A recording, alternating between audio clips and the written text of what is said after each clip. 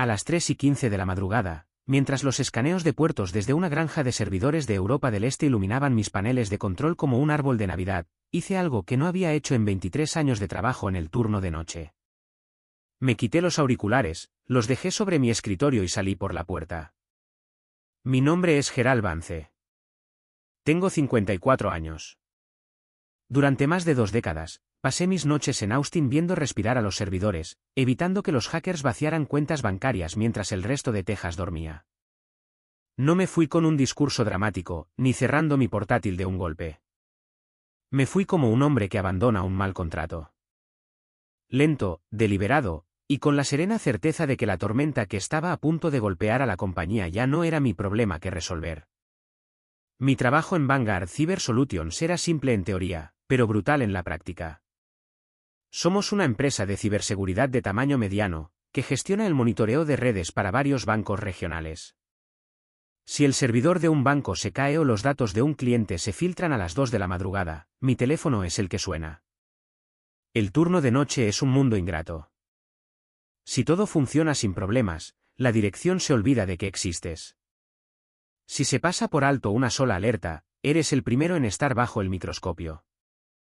Teníamos 5 personas en la rotación nocturna, pero la mayoría eran chicos recién salidos de la universidad o gente que sabía cómo hacer clic en botones, pero que no podría escribir una línea de código aunque su vida dependiera de ello. Y luego estaba Sean Brady. Sean tiene 29 años, es el líder del equipo del turno de día, y es el tipo de persona que pasa más tiempo puliendo su perfil de LinkedIn que analizando los registros de amenazas. Sean siempre está sonriendo, siempre diciéndole a Victoria Calvel, nuestra directora de ingeniería, que somos una familia y que él tiene todo bajo control. Pero la pasada Nochebuena, mientras Sean publicaba fotos de su fiesta navideña en Facebook, fui yo quien pasó 6 horas neutralizando una amenaza persistente avanzada que había burlado nuestro cortafuegos. Sean recibió el reconocimiento corporativo a la mañana siguiente, porque le envió el correo electrónico de resumen. Yo recibí un breve mensaje de Slack que decía, buen trabajo, Gerald. En ese entonces no me importó mucho. A mi edad, aprendes a dejar de lado tu ego, siempre y cuando el cheque se cobre y el seguro de salud cubra a tu familia. Pero las cosas cambiaron un jueves por la mañana, cuando Victoria convocó una reunión general para anunciar un nuevo programa de retención. La compañía, al parecer, estaba preocupada por la fuga de talentos clave a la competencia, así que crearon un fondo especial para recompensar al personal crítico. Victoria dio un largo y ensayado discurso sobre cuánto valora Vanguard el compromiso. No paraba de usar frases como colaboradores críticos y pilares clave de nuestras operaciones. Después de la reunión principal, empezó a llamar a la gente individualmente para darles sus cifras. Era una táctica clásica de la dirección para evitar que comparáramos notas, pero no funcionó. Sean fue el primero en recibir sus números. Volvió a nuestro chat de grupo intentando sonar humilde, pero no pudo evitarlo. Me envió una captura de pantalla privada de su acuerdo. Un bono de retención en efectivo de $32.000. El acuerdo le exigía permanecer durante 12 meses, y si se iba antes, tenía que devolverlo. Añadió un mensaje que decía, te lo dije, Gerald. ¿Saben quién mantiene este barco a flote? Se me revolvió el estómago. No sentí celos de un chico de 29 años. Sentí una fría constatación, porque sabía exactamente cuál era mi valor a sus ojos. Cuando Victoria me llamó 20 minutos después, tenía la cámara web encendida y lucía una sonrisa brillante y profesional. Me agradeció por ser una fuerza estabilizadora en el turno de noche durante tantos años. Dijo que yo era la columna vertebral de nuestra seguridad nocturna. Luego me dio la cifra. Te ofrecemos un bono de retención de $4.500, dijo, con la voz llena de una falsa emoción. Venía con el mismo compromiso de 12 meses. La miré fijamente a través de la cámara. Por un segundo, pensé que había oído mal. Esperé a que se corrigiera, a que dijera que se refería a $45.000, o al menos a 15.000. Pero ella siguió sonriendo, esperando a que le diera las gracias. ¿Hay algún error en los cálculos, Victoria? Pregunté. Su sonrisa vaciló ligeramente. No, Gerald. Esto es lo que el presupuesto permitía para el nivel del turno de noche. No es un reflejo de tu trabajo. Te valoramos inmensamente. No discutí. No levanté la voz. Solo dije, entiendo, y terminé la llamada. Me senté en mi oficina con las luces apagadas, con la luz azul de mis monitores reflejándose en las paredes. Abrí mi hoja de cálculo personal. Mi hija Chloe iba a empezar su segundo año como estudiante de premedicina en la UT. Su matrícula para el próximo semestre era de $15.000, y yo había contado con este bono de retención para cubrirla sin tener que tocar mis ahorros para la jubilación. Ver las cifras una al lado de la otra en mi pantalla, $32.000 para Sean y $4.500 para mí, lo dejó claro. La compañía no valoraba la estabilidad. Valoraba la visibilidad. Sean estaba allí durante el día para estrechar la mano de los ejecutivos. Yo solo era el fantasma que solucionaba sus problemas en la oscuridad. Pero se habían olvidado de un detalle crucial. Durante los últimos 5 años, para hacer más manejables mis turnos de noche de 12 horas, había escrito un script personalizado llamado Vanguard. Los protocolos oficiales de respuesta a incidentes de la compañía tenían 10 años de antigüedad. Cada vez que un servidor era atacado, el manual oficial nos exigía analizar manualmente los archivos de registro y escribir reglas de bloqueo línea por línea, un proceso que llevaba horas. Vanguard cambió todo eso. Era un script automatizado de detección y respuesta que analizaba los patrones de tráfico en tiempo real y bloqueaba IPS hostiles en segundos.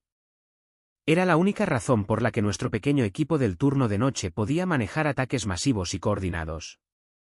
Había escrito cada línea de Vanguard en mi portátil personal, en casa, usando mis propios recursos. Nunca lo había registrado como propiedad intelectual de la empresa, y Vanguard nunca me había pedido que firmara un acuerdo de cesión de propiedad intelectual por él.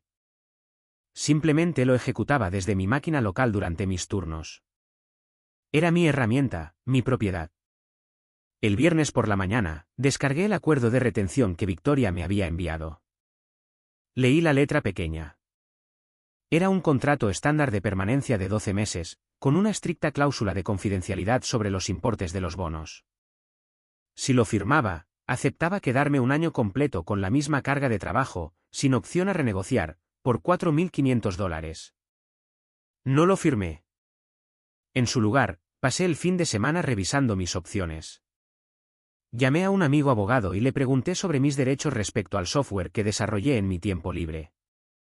Me dijo que, bajo la ley federal, específicamente la sección 106 del título 17 del Código de los EU, yo poseía los derechos de autor exclusivos de Vanguard. Como no había un acuerdo de cesión firmado, Vanguard no tenía ningún derecho legal a usar mi software sin mi permiso. Si lo hacían, era una infracción de derechos de autor, lo que conllevaba daños y perjuicios estatutarios de hasta $150.000 por violación. Para el lunes por la noche, ya tenía mi plan listo. Inicié sesión en mi turno a las 7 de la tarde. La noche comenzó tranquila, pero para las 11 de la noche, las alertas empezaron a llegar. Era un escaneo coordinado dirigido a la base de datos de nuestro principal cliente financiero. Sean me envió un mensaje de texto desde su sofá. Gerald, ¿estás viendo esto? Parece que Rumanía está sondeando el puerto. Miré la pantalla. Miré el acuerdo de retención sin firmar en mi escritorio. Y luego miré el código de Vanguard ejecutándose en mi sistema. El juego estaba a punto de cambiar. Los escaneos que provenían de las direcciones IP rumanas no eran intentos de fuerza bruta estándar. Eran lentos, deliberados y muy específicos. Normalmente, mi script Vanguard habría identificado la firma de inmediato, habría generado un bloqueo temporal en su subred y habría enviado una alerta silenciosa a mi panel de control. Todo el proceso habría tardado menos de 15 segundos, y yo habría vuelto a tomar mi café. Pero esta noche, mantuve el script desactivado. Quería ver exactamente cómo se comportaba nuestro protocolo de respuesta oficial bajo presión real, y más importante aún, quería documentar la brecha. En lugar de la automatización, abrí el manual oficial de respuesta a incidentes de Vanguard. Era un PDF de 45 páginas, compilado por una consultora hacía 8 años. Siguiendo el manual, tenía que copiar la dirección IP de origen, ejecutar una búsqueda manual de voice, rastrear al proveedor de alojamiento, escribir una regla de cortafuegos personalizada y enviar un ticket para su aprobación a la cola de gestión de cambios. Para cuando envié el primer ticket a las 11:30 de la noche, los atacantes ya habían rotado a un nuevo conjunto de IPS en Bulgaria y reanudado su escaneo. Mi pantalla se estaba llenando de alertas críticas.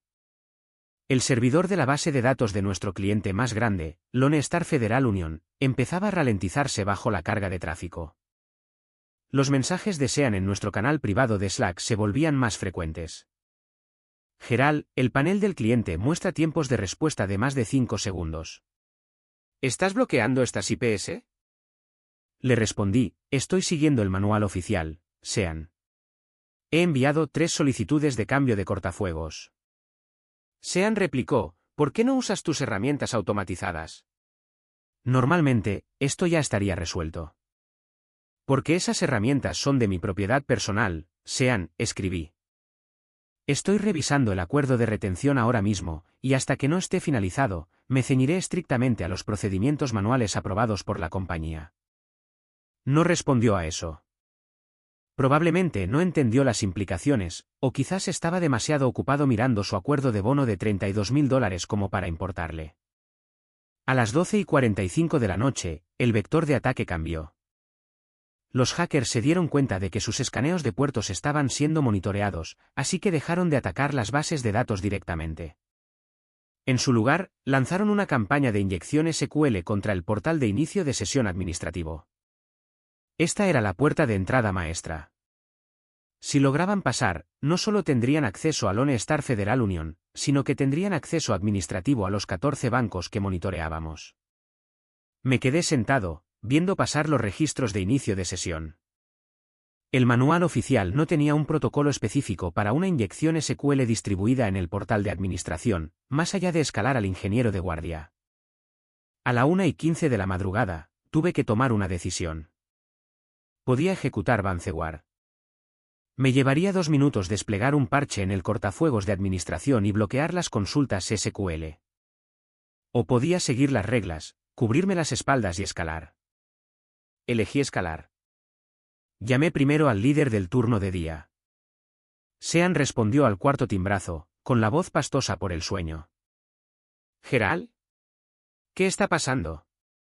Tenemos una inyección SQL distribuida dirigida al portal de administración maestro, le dije. El manual oficial dice que necesito tu autorización como líder de equipo para bloquear el tráfico administrativo. Sean gimió. ¿No puedes simplemente encargarte tú? ¿Sabes cómo hacerlo? Necesito tu aprobación formal en el ticket, Sean. Y como eres el líder de día, tienes que iniciar sesión y revisar el registro de tráfico. No puedo tomar la decisión de cerrar el acceso de administración sin la firma de un gerente. Pude oírlo moverse en la cama, y luego el sonido de su portátil abriéndose. Le tomó 15 minutos solo para iniciar sesión en la red privada virtual. Para cuando estuvo en línea, los atacantes ya habían probado 4.000 credenciales de administrador diferentes. Gerald, no veo los registros de los que hablas, dijo Sean, con la voz teñida de pánico. ¿Dónde está la firma de la amenaza?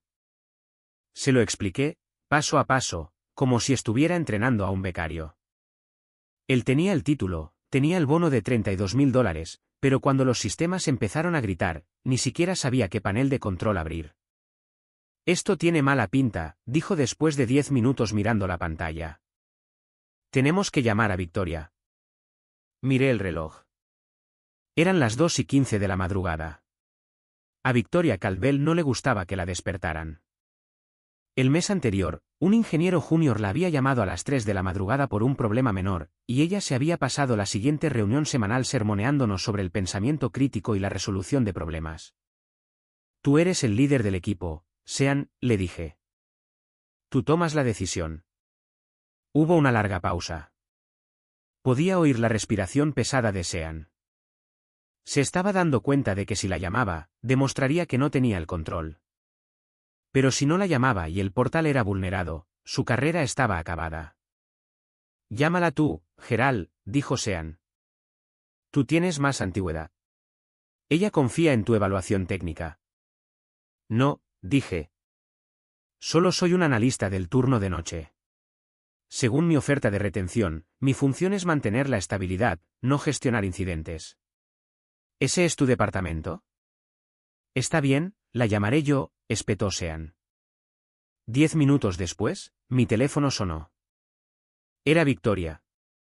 Su voz era cortante e irritada.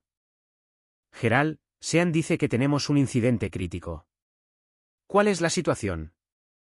Le di los hechos. Sin emoción, sin exageración. El portal de administración está bajo un ataque coordinado de inyección SQL. Estamos viendo 50 intentos por segundo. Si superan la capa de defensa secundaria, tendrán el control administrativo de todas las bases de datos de los clientes.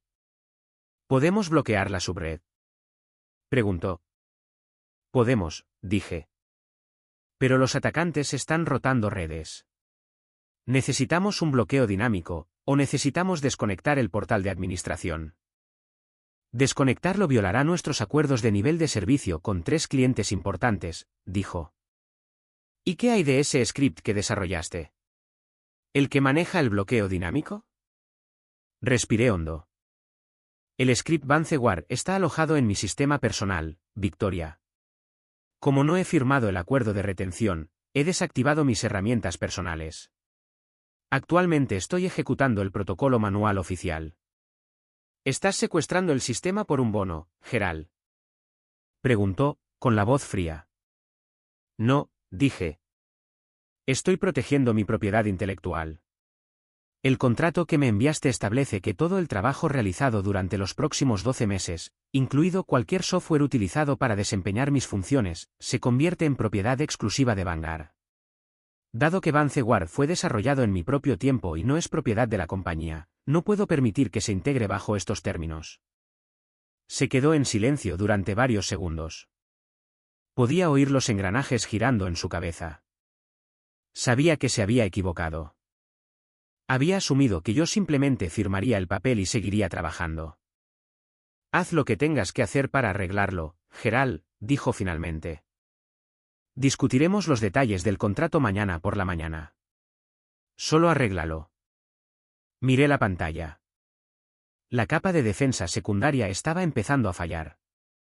Los atacantes habían encontrado una laguna en las viejas reglas del cortafuegos que Vanguard se había negado a actualizar. Puedo bloquear este ataque, Victoria, dije. Pero no puedo hacerlo con las herramientas de Vanguard, y no usaré las mías sin un acuerdo de licencia firmado. Gerald, esto es una orden. Arréglalo, dijo, alzando la voz. Eran las 3:10 de la madrugada. Miré el reloj, y luego el contrato sin firmar. Miré el chat de Slack donde Sean escribía preguntas frenéticas. Lo siento, Victoria, dije. Pero mi turno termina cuando yo digo que termina. Colgué el teléfono. Inicié sesión en mi máquina personal, abrí la terminal y eliminé los archivos de ejecución de Vancewar del directorio del servidor local. Revoqué los tokens de acceso a la red que había creado para mi script. La automatización había desaparecido. A las 3:15 de la madrugada, me levanté, me quité los auriculares y me alejé de mi escritorio.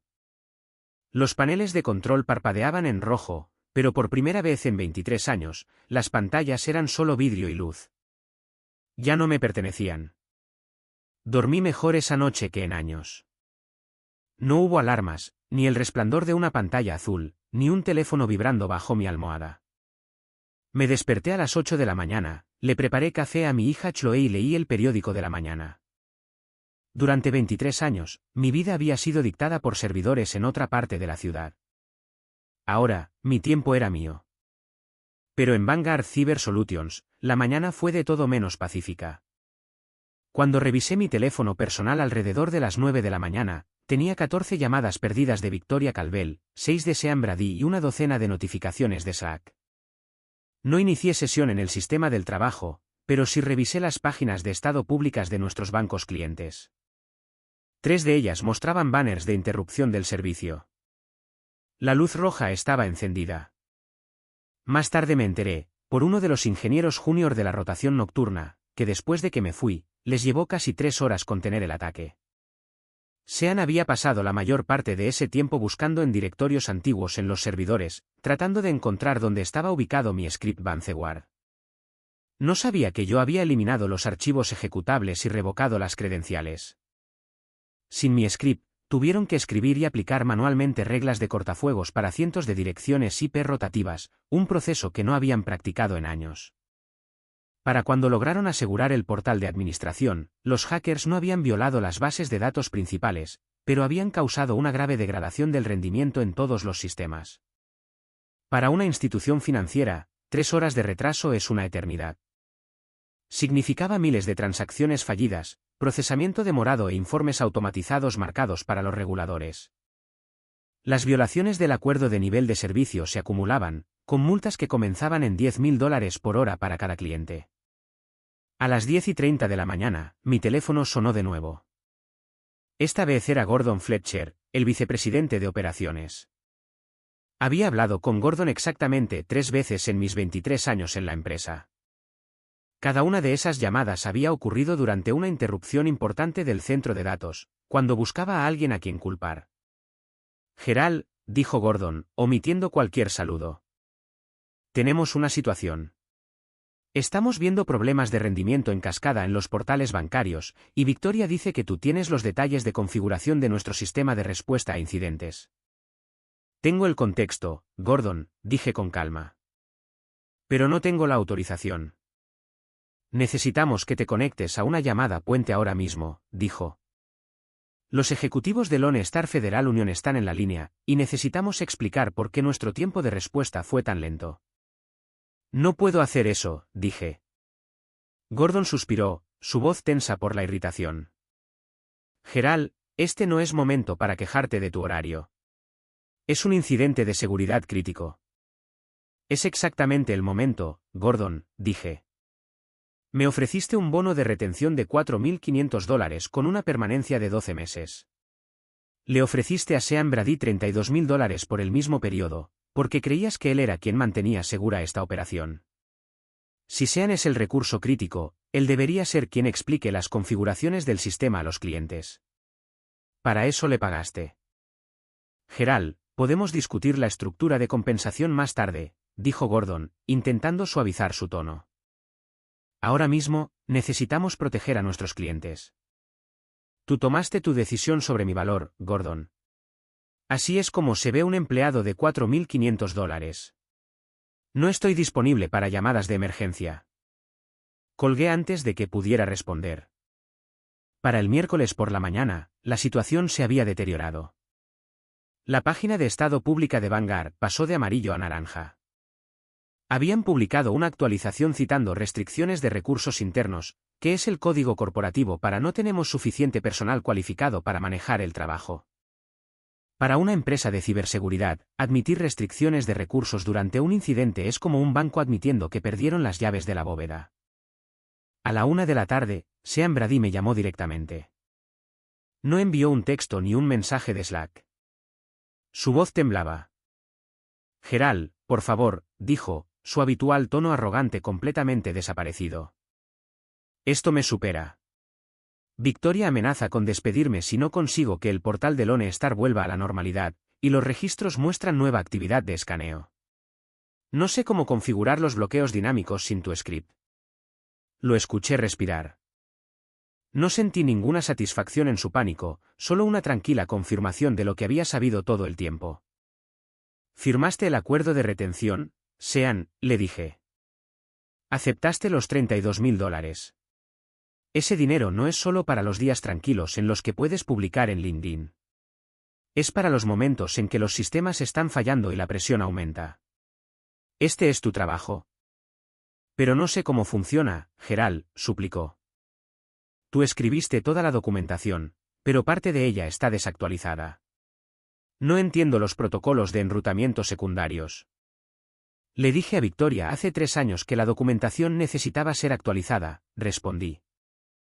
Me dijo que me centrara en la ejecución en lugar de en la mejora de procesos. Así que eso hice. Buena suerte, Sean. Terminé la llamada y bloqueé su número. La ironía era que nada en los servidores estaba realmente roto. La infraestructura estaba intacta. Pero sin Vanguard, los sistemas estaban completamente indefensos. Era como una bóveda segura donde los guardias habían olvidado la combinación de la cerradura y tenían que depender de una llave física que nadie podía encontrar. Para el viernes, el molino de rumores estaba a pleno rendimiento. Uno de los ingenieros junior me envió un mensaje de texto. Victoria había pasado los últimos 2 días en reuniones a puerta cerrada con el Departamento de Recursos Humanos y el Departamento Legal. Intentaban averiguar si podían demandarme por incumplimiento de contrato o sabotaje del sistema. Pero su búsqueda en los registros del sistema no mostró nada más que un cierre de sesión limpio. No había eliminado archivos de la compañía. No había alterado sus configuraciones. Simplemente había dejado de ejecutar mi software personal y me había ido al final de mi turno. Se estaban dando cuenta de que toda la operación del turno de noche, que protegía miles de millones de dólares en activos de clientes, se sostenía gracias a un solo técnico al que habían valorado en menos del precio de una motocicleta usada. El lunes por la mañana, llegó un correo electrónico formal a mi bandeja de entrada personal. Era del asesor legal senior de Vanguard. El tono era agresivo, lleno de términos como incumplimiento del deber, interferencia con las operaciones comerciales y responsabilidad potencial por pérdidas de clientes. Afirmaban que, al retirar mi script y marcharme durante un ciberataque, había dañado intencionadamente la propiedad de la compañía y los había expuesto a millones de dólares en daños. Amenazaban con acciones legales si no devolvía inmediatamente el software y ayudaba a restaurar los servidores. No entré en pánico. Simplemente reenvié el correo electrónico a mi amigo abogado, que ya había redactado nuestra respuesta. 2 horas más tarde, mi abogado envió una respuesta formal al Departamento Legal de Vanguard. La carta era corta, precisa y citaba la Ley Federal de Derechos de Autor. Establecía que mi cliente, Gerald Vance, es el único autor y titular de los derechos de autor del script automatizado de respuesta a incidentes conocido como VanceGuard, de conformidad con la sección 106 del título 17 del Código de los Estados Unidos. El software fue desarrollado íntegramente en su tiempo personal, utilizando su propio hardware, y nunca fue cedido a Vanguard Cyber Solutions a través de ningún acuerdo de cesión de propiedad intelectual. La carta continuaba: el uso por parte de mi cliente de su herramienta personal durante sus turnos fue una conveniencia voluntaria, no un deber contractualmente obligatorio. Cualquier intento por parte de Vanguard de ejecutar, copiar o modificar archivos residuales de VanceGuard en los servidores de la compañía sin un acuerdo de licencia por escrito será tratado como una infracción deliberada de los derechos de autor, sujeta a daños y perjuicios estatutarios de hasta $150.000 por infracción, según la sección 504 del título 17 del Código de los Estados Unidos. Además, mi abogado señaló que, dado que mi cliente se había negado a firmar el acuerdo de retención, su empleo seguía siendo estrictamente a voluntad.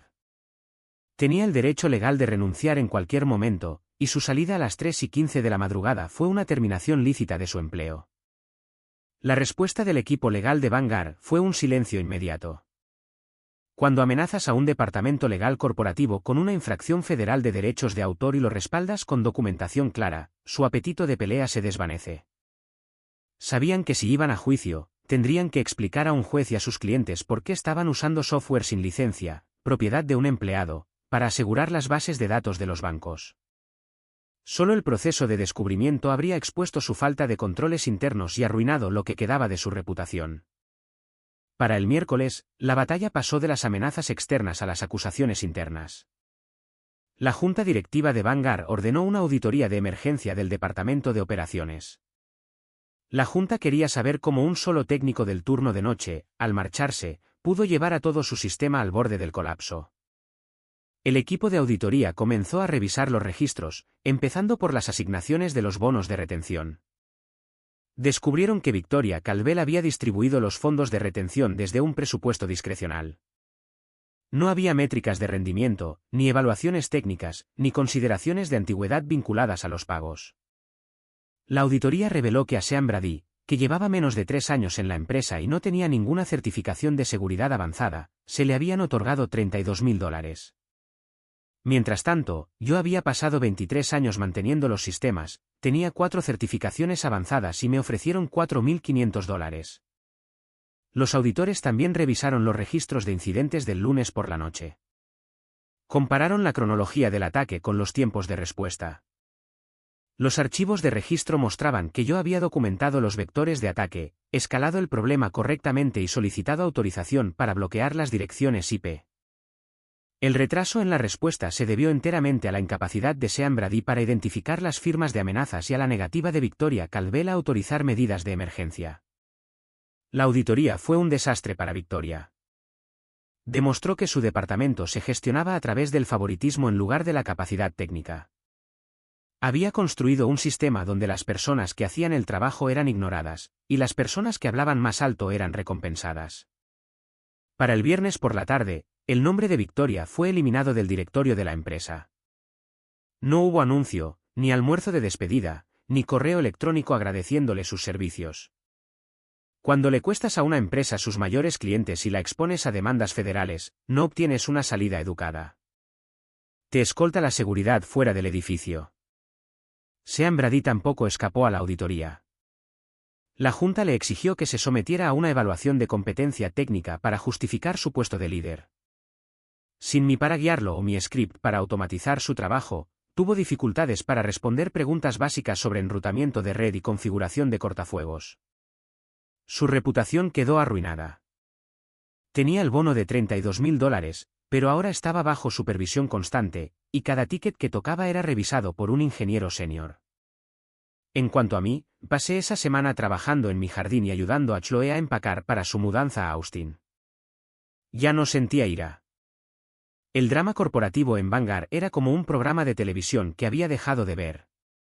Había pasado 23 años creyendo que mi trabajo duro finalmente sería reconocido, pero fue necesario un insulto para darme cuenta de que era yo quien tenía que fijar mi propio precio.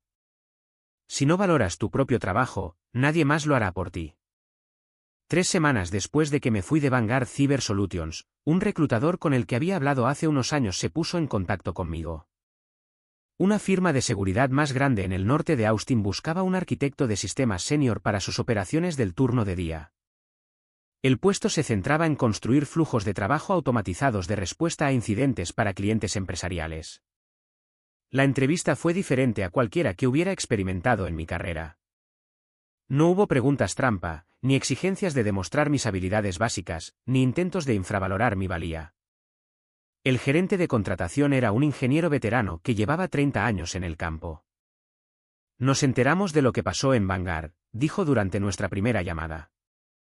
En nuestro sector, sabemos quién hace realmente el trabajo pesado.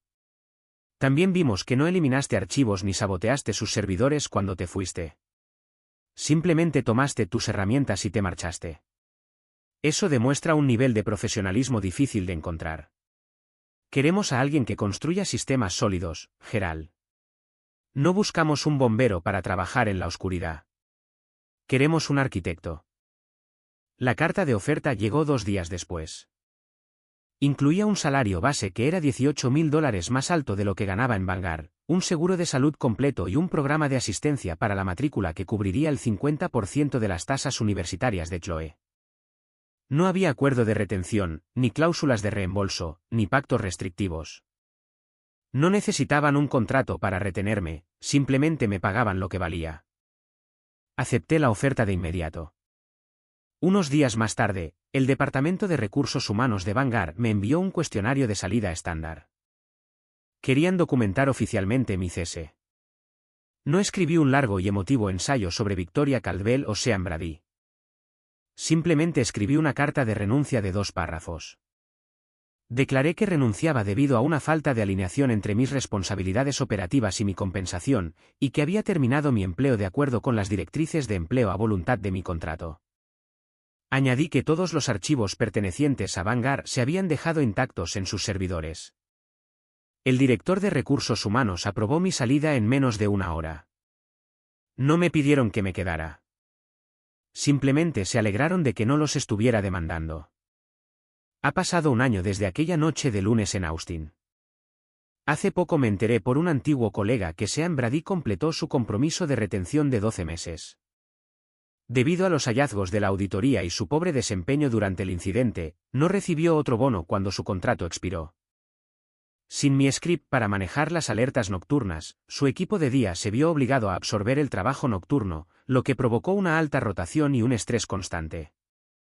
Sean dejó la compañía 6 meses después. La última vez que vi su perfil de LinkedIn, trabajaba como técnico de soporte de escritorio para una empresa minorista en Dallas.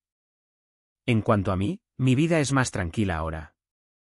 Mi nuevo trabajo no requiere que vigile pantallas a las 3 de la madrugada. Trabajo de 8 de la mañana a 5 de la tarde, y cuando cierro sesión, los sistemas son responsabilidad de otra persona. Tengo un equipo de ingenieros junior que están ansiosos por aprender, y paso mis días enseñándoles cómo construir flujos de trabajo automatizados en lugar de hacer el trabajo manual yo mismo.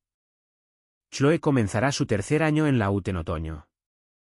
Le va bien en sus cursos de premedicina, y ya no tenemos que preocuparnos por cómo cubrir sus facturas de matrícula.